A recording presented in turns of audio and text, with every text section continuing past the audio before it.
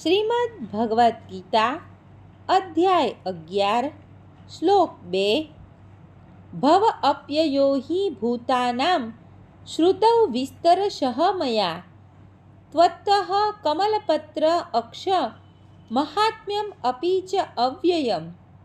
અનુવાદ: હે કમળનયન, મેં આપની પાસેથી જીવમાત્રના ઉત્પત્તિ તથા લય વિશે વિસ્તારપૂર્વક સાંભળ્યું છે અને આપના અક્ષય મહિમાનો પણ અનુભવ કર્યો છે.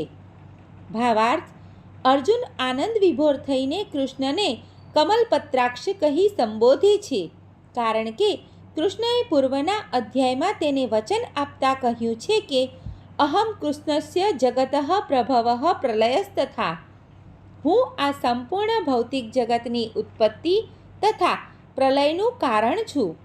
અર્જુન આ બાબતમાં ભગવાન પાસેથી સવિસ્તાર શ્રવણ કરી ચૂક્યો છે. વળી અર્જુન જાણે છે કે સર્વ ઉત્પત્તિ અને પ્રલયના કારણરૂપ હોવા છતાં તેઓ તેમનાથી અલિપ્ત છે. ભગવાને 9મા અધ્યાયમાં કહ્યું છે તેમ પોતે સર્વવ્યાપી હોવા છતાં તેઓ સ્વયં સર્વત્ર વિદ્યમાન હોતા નથી. કૃષ્ણનું એ જ અચિંત્ય ઐશ્વર્ય છે. એ પોતાને તેની સંપૂર્ણ સમજણ પ્રાપ્ત થઈ હોવાનો અર્જુન સ્વીકાર કરે છે. સર્વે મિત્રોને દીપ્તિ જોશીના જય શ્રી કૃષ્ણ.